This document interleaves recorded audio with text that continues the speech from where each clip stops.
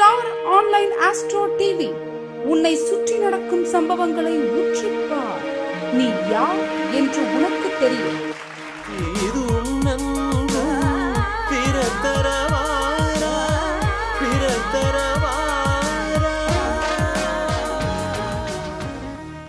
திருச்செங்கோடு ஜோட ஆராய்ச்சியாளர் சங்கத்தின் 240வது கருத்தரங்கிற்கு வருகை தந்திருக்கும் அனைத்து ஜோட சொந்தங்களுக்கும் முதற்கண்ணின் எனது நன்றி கலந்த வணக்கத்தை தெரிவித்துக் கொள்கிறேன். இச்சங்கத்திற்கு தலைமை வகிக்கும் நவீன ஜோடத்தை ஊக்குவிக்கின்ற நாகலிங்க சுவாமி அவர்களுக்கும், கௌரவ தலைவர் டாக்டர் கணேசன் ஐயா அவர்களுக்கும், மற்றும் செயலாக்கம் செய்து கொண்டிருக்கும் செயலாளர் முருகேசன் ஐயா அவர்களுக்கும், இணை செயலாளர் ஜெகநாதன் ஐயா அவர்களுக்கும், மற்றும் சிறப்பு விருந்தினராக வந்திருக்க அனைவருக்கும் என் முதல்கண் வணக்கத்தை தெரிவித்துக் கொள்கிறேன். என்னுடைய பேச்சுக்கு ஊக்கத்தையும் ஆக்கத்தையும் தந்து கொண்டிருக்கும் வழக்கம் போல ஐயா ஸ்ரீ சௌராஜன் ஐயா அவர்களுக்கு நன்றி கலந்த வணக்கத்தை தெரிவித்துக் கொள்கிறேன். மற்றும் இந்த பதிவினை மிகச் சிறப்பான முறையில் உலகெங்கு எடுத்து செல்லுகின்ற பணியை சிறப்பாக செய்து கொண்டிருக்கும் முத்துப்பாண்டி ஐயா அவர்களுக்கும் என் நன்றி கலந்த வணக்கத்தை தெரிவித்துக் கொள்கிறேன். எல்லாருமே காலையிலேருந்து ஒரே விதமான கருத்துக்களை சொல்லிட்டு வந்திருக்கிறாங்க. நான் போன மாதமே சொன்னேன், அடுத்த மாதத்தில் சனி பெயர்ச்சி பலன்களை சொல்ல போகிறேன் அப்படின்னு போன மாதம் சொன்னேன். அதையே பேசுங்க ஐயான்னு சொல்லிட்டாங்க. ஆனால் அந்த சனி பெயர்ச்சியை பற்றி தான் இன்றைக்கி நான் பேச வந்திருக்கிறேன். அதுக்கு முன்னால் இன்றைக்கி ஒரு சிறப்பான நாள் அப்படின்னு சொல்லிட்டு குரு வக்கர நிவர்த்தியான நாள்னு சொல்லிட்டு போனார். அது மட்டும் அல்ல, இன்றைக்கி அதை விட மிக முக்கியமான நாள். ஏற்கா சொல்ல முடியுமா? ரத சப்தமி. மிக அற்புதமான நாள் ரத சப்தமி. வருஷத்தில் ஒரு நாள் தான் வரும். வருஷத்தில் எத்தனை சப்தங்கள், ஒரு 48 சப்தங்கள் வந்தாலும் கூட வருஷத்தில் ஒரு வளர்பிறை தை மாதத்தில் வருகின்ற சப்தமிக்கு இது ரத சப்தமின்னு பேர். அது இன்னொரு பேர் சூரியன் ஜெயந்தின்னு சொல்லுவாங்க. சூரியன் பிறந்த நாள் அப்படின்னு புராணம் வரலாறு சொல்லுது. சூரியனுடைய பிறந்த நாள் இன்றைக்கி, அதுதான் ரத சப்தமி. அதை சூரியனார் கோயில்லையும் திருப்பதி வெங்கடாஜலபதி கோயில்லையும் பார்த்திங்கன்னா மிகச்சிறப்பாக கொண்டாடுவாங்க. இந்த ரத சப்தமிக்கு மிக ஆற்றல் உள்ள நாள் அப்படின்னு சொல்லிடலாம். அதே மாதிரி இந்த சனி பெயர்ச்சியில் ஏற்படக்கூடிய பலன்கள் அப்படின்னா, நம்ம அனைத்து கிரகங்களுக்கும் மிக முக்கியமாக இருக்கக்கூடிய கிரகம் சனி பகவான். அது கும்பராசியிலிருந்து மீன ராசிக்கு பெயர்ச்சி ஆவதை தான் சில கோடிக்கணக்கான ஜோடர்களும் பல கோடிக்கணக்கான ஜோட ஆர்வலர்களும், ஏன் விஞ்ஞானிகள் கூட இதை மிக ஆர்வமுடன் எதிர்பார்ப்புடன் பார்த்து கொண்டிருக்கிறார்கள் என்று சொன்னால் அது மிக இல்லை. அப்போ இந்த குரு பெயர்ச்சி ராகு பெயர்ச்சியில் கூட ஜனங்களுக்கு இந்த டென்ஷன் இருக்கிறதில்ல, இந்த ஒரு எதிர்பார்ப்பு இருக்கிறதில்ல, மன சஞ்சலம் இருக்கிறதில்ல. ஆனால் இந்த ஒவ்வொரு சனிப்பெயர்ச்சி காலங்கள்லேயும் மக்கள் திகிலுடன் பார்க்கிறார்கள், சில ராசிக்காரர்கள் மகிழ்வுடனும் பார்க்கிறார்கள். அப்படி இந்த சனிப்பெயர்ச்சி தற்போது கும்ப மீன மேச ஏழரை சனியாகவும், சிம்ம ராசிக்கு அஷ்டம சனியாகவும், துலா ராசிக்கு விருச்சிக ராசிக்கு பஞ்சம சனியாகவும், தனுசு ராசிக்கு அர்த்த அஷ்டம சனியாகவும் பலவேறு பேர்களுடன் வந்தாலும் கூட சனி தான், அதில் ஒன்றும் சந்தேகம் இல்லை. வெவ்வேறு அவதாரங்கள் பேர் எடுத்துக்கிட்டு வந்தாலும் கூட நமக்கு கஷ்டத்தையும் நஷ்டத்தையும் துன்பத்தையும் துயரத்தையும் அதே மாதிரி கடன்காரங்கிற பட்டத்தையும் அள்ளி தந்து நம் மனதை ஆட்டி படைக்கக்கூடிய சக்தி, நமது மூளையை சலவை செய்யக்கூடிய சக்தி இந்த சனி பகவானுக்கு மட்டுமே உண்டு என்று சொன்னால் அது மிக இல்லை. அப்போ இந்த சனியினுடைய ஒரு காலகட்டத்தில் ஏடச்சனி ஆரம்பம். மேசராசிக்காரர்களுக்கு ஏடச்சனி ஆரம்பம். ஏக சனியினுடைய காலகட்டம் நம்மளுக்கு பாதிக்கப்படுமோ அப்படிங்கிறது பயம் தேவையில்லை.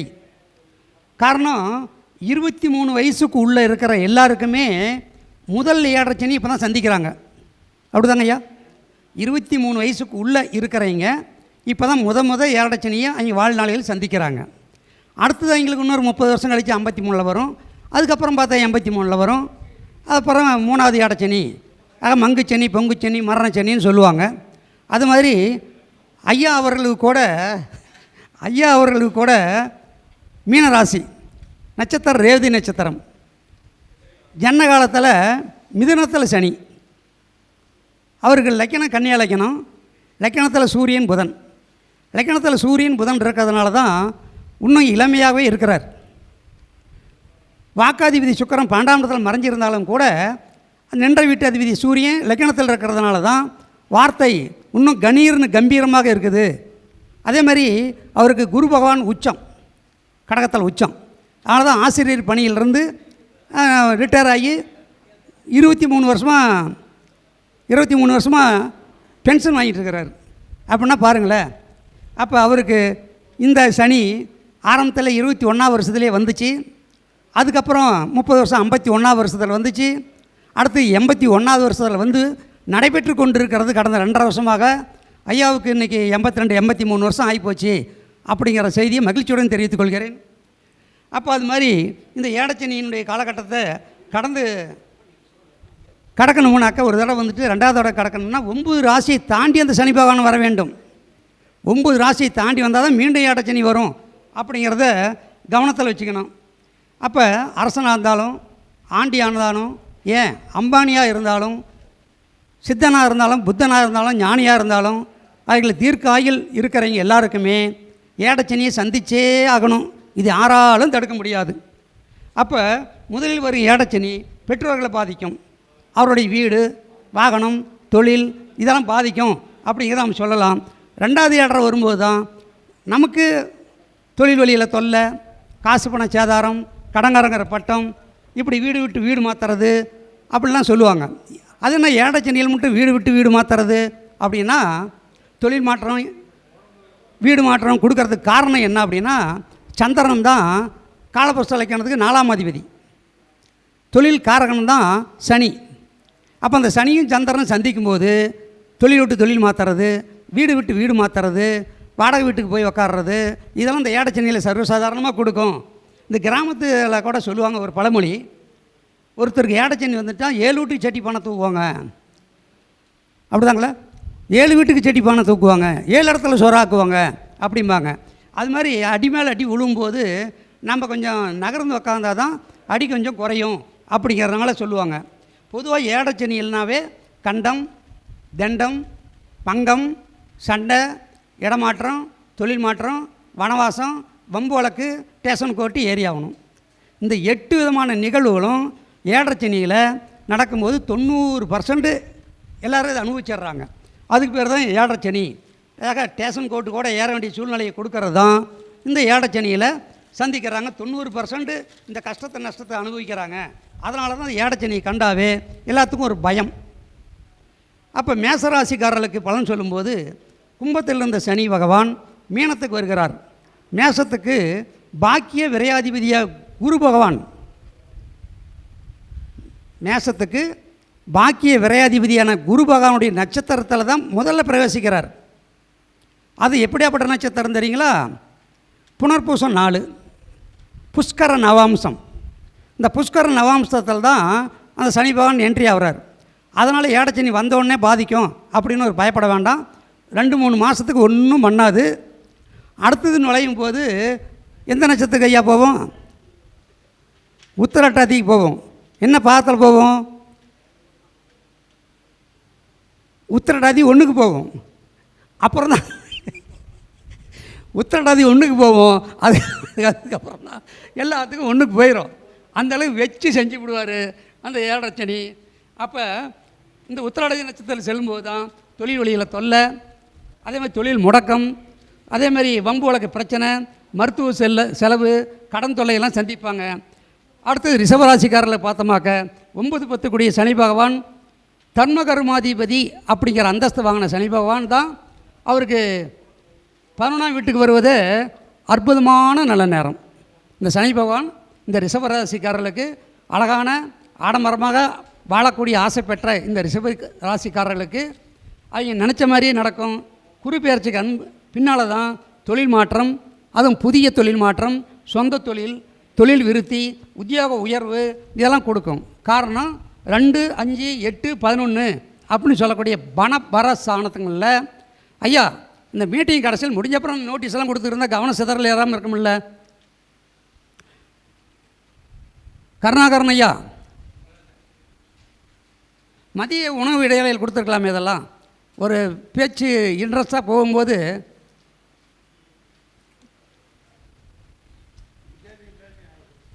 இல்லை, அப்படி இல்லைங்க, குறுக்கீடு செஞ்சால் நம்மளுக்கு இதாவது இல்லை. ஆனால் இந்த ரிஷபராசிக்காரர்களுக்கு மிக அற்புதமான ஒரு காலம். இந்த ரிஷபராசிக்காரர்கள் நல்ல வசதியாக வாழ வேண்டும், ஆடம்பரமாக இருக்க வேண்டும் அப்படின்னு எண்ணம் படைத்த இவர்களுக்கு 11ஆம் வீட்டில் தன் விருப்பத்தை நிறைவேற்றக்கூடிய 11ஆம் வீட்டில் வந்து சனி பெயர்ச்சி ஆகிறதுனால அவங்களுக்கு மிக சிறப்பான முறையில் இருக்கும். பணபரஸ்தானங்கள் அப்படின்னு சொல்லக்கூடிய 2, 5, 8, 11 இந்த வீடுகளில் சனி தொடர்பு பெறதுனால தான் இவங்களுக்கு ஷேர் மார்க்கெட்டு, அதாவது பங்கு சந்தையில் எதிர்பாராத வகையில் தனலாபம் கிடைக்கும்.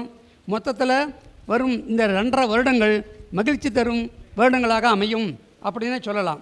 அப்போ இருக்கிற ராசியிலேயே ரிஷபராசிக்காரர்களுக்கு தான் இந்த சனி பெயர்ச்சி மிகுந்த மகிழ்ச்சியை தரும். அடுத்து மிதன் ராசி. அட்டம பாக்கியாதிபதி சனி பகவான் 10ஆம் வீட்டில் நுழைகிறார்.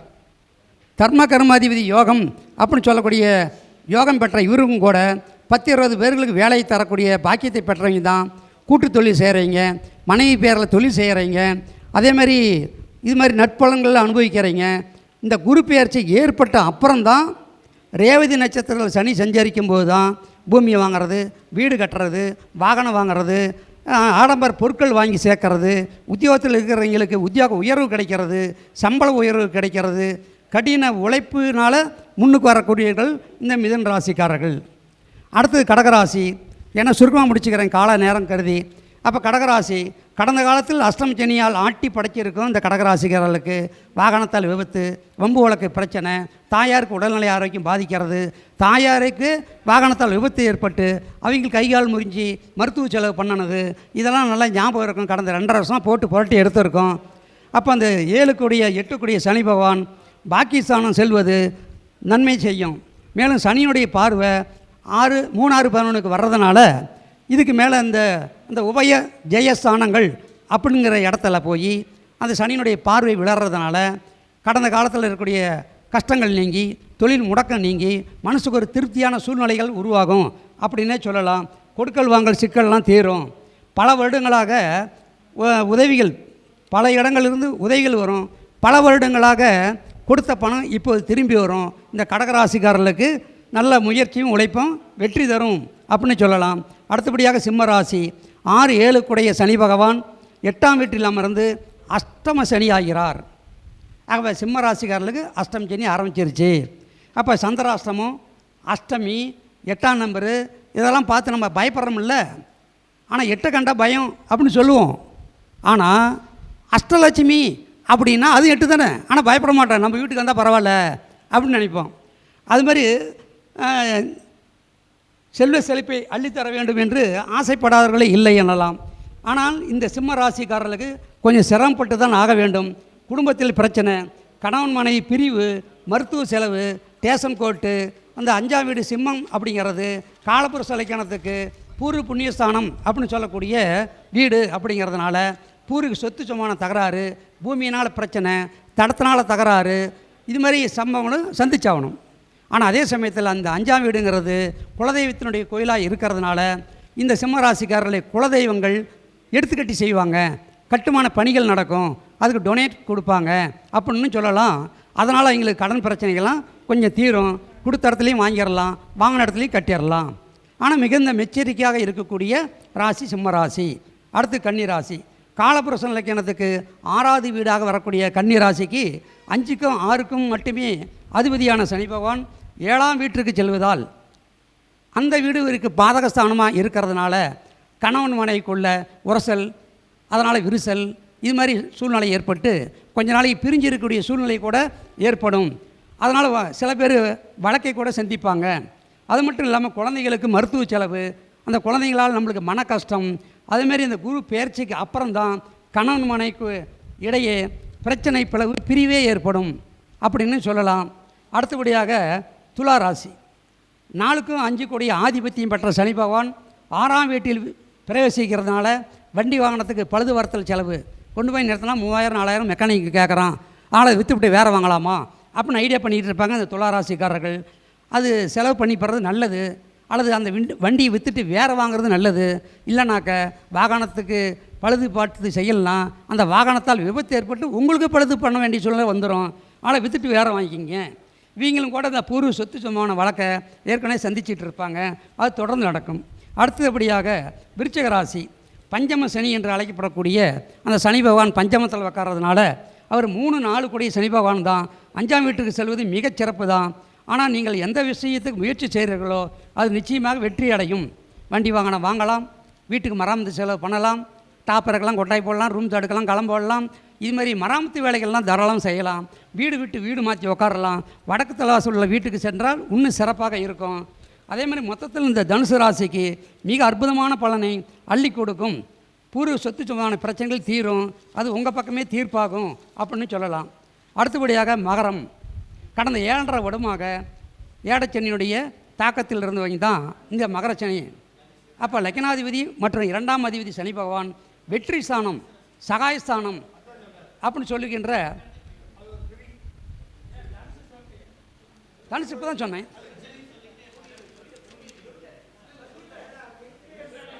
பஞ்சம சனி விருச்சிகத்துக்கு பஞ்சம சனிங்க, சரிங்களா? அடுத்தது தனுசு ராசிக்காரனாவே ஒரு தினுசா தான் கேள்வி கேட்பாங்க. நீங்கள் தனுசா? இல்லை, சரி எதுங்க? Right, very good. இப்போ தனுசு ராசி எடுத்துக்கிட்டிங்களா, 2-3 கூடிய சனி பகவான் 4ஆம் இடத்துல உட்காருது. சகாயஸ்தானம்னு சொல்லக்கூடிய 3ஆம் அதிபதி, தனஸ்தானாதிபதினு சொல்லக்கூடிய கிரகம் 4ஆம் இடத்துல போய் உட்காருது. அது 4ஆம் இடத்துல உட்காரது மட்டும் இல்லை, 6ஆம் இடத்தை பார்க்குது. அதே மாதிரி 9ஆம் இடத்தை 10ஆம் இடத்தையும் பார்க்கும். அப்போ இந்த தனுசு ராசிக்காரர்களுக்கு கொஞ்சம் மருத்துவ செலவு, உடல்நிலை ஆரோக்கியம் பாதிப்பு இதெல்லாம் கொஞ்சம் கொடுக்கும் அப்படின்னு சொல்லலாம். குடும்பத்தில் சின்ன சின்ன குழப்பங்கள் இருந்தாலும் அதை நீக்கி கொடுக்கும்.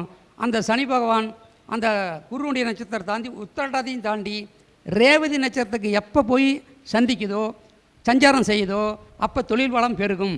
ஏன்னா 10ஆம் அதிபதி புதன், தொழில் வளம் பெருகும், குடும்பத்தில் பிரச்சனை தீரும் அப்படின்னு சொல்லலாம். இந்த தனுசு ராசிக்காரர்களுக்கு இந்த வருஷம் நல்லாவே இருக்கும், ஒன்றும் பயப்பட வேண்டியதில்லை. அதே மாதிரி மகர ராசிக்காரர்களுக்கு ஏடச்சனி ஏற்கனவே ஓடிக்கிட்டு இருந்திருக்குது. அப்போ அவங்களுக்கு 2ஆம் அதிபதி சனி பகவான் அதே மாதிரி 3ஆம் பாவத்துக்கு செல்வது காசு பணம் தேடி வரும், செய்யும் தொழில் வளர்ச்சி விருத்தியாகும், குடும்பத்தில் தடைப்பட்ட சுபகாரியங்கள் தடையின்றி நடக்கும், கோர்ட்டு வழக்கு வெற்றி தரும் அப்படின்னே சொல்லலாம். அடுத்தபடியாக கும்பராசி, லக்னாதிபதி விரையாதிபதி சனி பகவான் 2ஆம் வீட்டில் பிரவேசம் செய்வதால் கடந்த 5 வருஷமாகவே ஏடச்சனியினுடைய ஆதிக்கத்தில் கஷ்டத்தையும் நஷ்டத்தையும் சந்திச்சிட்டு இருக்கிறவங்களுக்கு பொருளாதார பிரச்சனை தீரும். அதேமாதிரி நீண்ட காலமாக வராத கடன் கொஞ்சம் கொஞ்சமாக வந்துடும். உங்கள் வார்த்தைக்கு மதிப்பு மரியாதை கிடைக்கும். வாடகை வீட்டில் இருக்கிறீங்க இந்த கும்பராசிக்காரர்கள் சொந்த வீட்டிற்கு செல்லலாம். அடிமை தொழில் செய்வோர் சொந்த தொழில் செய்வார். அதுமாதிரி தொடங்கி மிக வெற்றிகரமாக லாபத்தை அடைவார். ஆக கும்பராசிக்கு இந்த வருஷம் மத்தியமம்னே சொல்லலாம். அடுத்தபடியாக ஞானம் மிகுந்த மீன ராசிக்காரர்கள் லாபம் விரையாதிபதி ராசியில் அமர்ந்து 3, 7, 10ஆம் வீட்டை பார்வை செய்து ராசியாதிபதி குரு பகவானின் நட்சத்திரத்தில் பிரவேசிப்பது மிகச்சிறப்பான பலனை தரும். அப்போ இந்த மீன ராசிக்காரர்களுக்கு லக்னாதிபதி விரையாதிபதியும் 2ஆம் இடத்துக்கு வருது. அப்போ வரும்போது குரு பகவானுடைய புஷ்கர நவாம்ச பாதமான புனபூசம் நாளில் புரட்டாதி நாளில் நுழையும் போது இவர்களுக்கு பேர் புகழ் பதவி கிடைக்கும். நீண்ட நாளாக தடைப்பட்டு வந்த திருமணம் நடக்கும். தொழில் முடக்கம் நீங்கி தடை பிரச்சனை தீரும். பிரிந்த உறவுகள் வந்து சேரும். குடும்பத்தில் சுப நிகழ்வுகள் நடக்கும். இது ஜென்ம சனியாக இருந்து சில கஷ்டங்களை தருவார் என்பதையும் நாம் மறக்கக்கூடாது. அப்போ இந்த சனி பெயர்ச்சியால் மகிழ்ச்சி அடைபவர்கள் யார் அப்படின்னு சுருக்கமாக பார்த்தோமாக்க மிதுனம், ரிஷிபம், கடகம், துலாம், மகரம், தனுசு, இந்த 6 ராசிக்காரர்கள் மகிழ்ச்சி அடைவார்கள். எச்சரிக்கையாக இருக்கிறவங்க யார்? மேசம், சிம்மம், விருச்சகம், கும்பம், மீனம். இவர்கள் மிகுந்த எச்சரிக்கையான முறையில் செயல்படணும். எந்த ஒரு காரியத்திலையும் அவசரப்பட்டு இறங்கிடக்கூடாது. யார் நம்பியும் பணம் தரக்கூடாது. அப்போ அந்த ஏடச்சனியில் என்னென்ன செய்யலாம், என்னென்ன செய்யக்கூடாது. அப்போ என்னென்ன செய்யலாங்கிறத விட என்னென்ன செய்யக்கூடாது அப்படின்னு தெரிஞ்சிட்டா தான் பரவாயில்ல. வண்டியில் ஆக்சிலேட்டரு எங்கே இருக்குதுன்னு கேட்குறத விட பிரேக் எங்கே இருக்குதுன்னு தான் முதல்ல கேட்டுக்கணும். அதானே நல்லது. ஐயா யோசனை பண்ணுறாரு. ஆக இந்த 7ஆம் நாடு சனியில் என்னென்ன செய்யக்கூடாது, அடுத்தவங்களுக்கு சாட்சி கமின் போடக்கூடாது, அடுத்தவங்களுக்கு சப்போர்ட்டுக்கு போகக்கூடாது, அடிதடியில் கலந்துக்கூடாது, உயரமான இடங்கள் ஏறக்கூடாது, வண்டி வாகனங்களை வேகமாக போகக்கூடாது, தீய கூட்டாளிகளோடு சேரக்கூடாது. அதேமாதிரி இந்த ஏடச்சனியில் இதெல்லாம் புதிய சுபச்சாரங்கள் செய்யக்கூடாது. சுபகாரியங்களோ சுப செலவுகளோ இந்த சமயத்தில் நம்ம பேரில் ஒரு நிலம் வாங்கினா வில்லங்க வாங்கும், வீட்டை கட்டினா பாதியில் நிற்கும், தொழில் ஆரம்பித்தா கடங்காரன் ஆகிவிங்க. ஆனால் சுப செலவுகள்லாம் தவிர்ப்பதோ அல்லது வீட்டில் யாருக்காவது நல்ல நேரம் இருந்தால் அவங்க பேரில் ஆரம்பிக்கிறதோ நல்லது. அப்போ இதெல்லாம் செய்யாமல் இருந்தால் பாதி கஷ்டம் குறையும். அப்போ இந்த கால நேரமானது மிகுந்த எச்சரிக்கையோடு இருந்து செயல்பட்டால் ஏடச்சனியெல்லாம் பெரிய விஷயமே கிடையாது. மகிழ்ச்சியோடு இருங்க, அது நம்மளை ஒன்றும் பண்ணாது. ஆக இந்த அற்புதமான நல்ல வாய்ப்பை அள்ளி தந்த நல்ல உள்ளங்களுக்கும் இதை மெய்மறந்து கேட்டு கைத்தட்ட மறந்த உங்களுக்கும் நன்றி கூறி விடைபெறுகிறேன். நன்றி, வணக்கம். என்னுடைய பெயர் வி.எம். கணேசன். வி.எம். கணேசன், 93 44 83 0 1 8 5. தமிழில் சொல்லுங்களா? 9344830185. நன்றி, நன்றி. சிறப்பான ஜோதிட கருத்துக்களை வழங்கிய ஐயா முயற்சி பண்ணுங்க பார்க்கலாம் இளம்பிள்ளை கணேசன் அவர்களுக்கு இந்த ஜோதிட ஆராய்ச்சியாளர் சங்கத்தின் சார்பாக நன்றியை தெரிவித்துக் கொண்டு அவருக்கு சங்கத்தின் செயலாளர் ஐயா முருகேசன் அவர்கள் பொன்னாடை போர்த்தி கௌரவம் செய்கிறார்.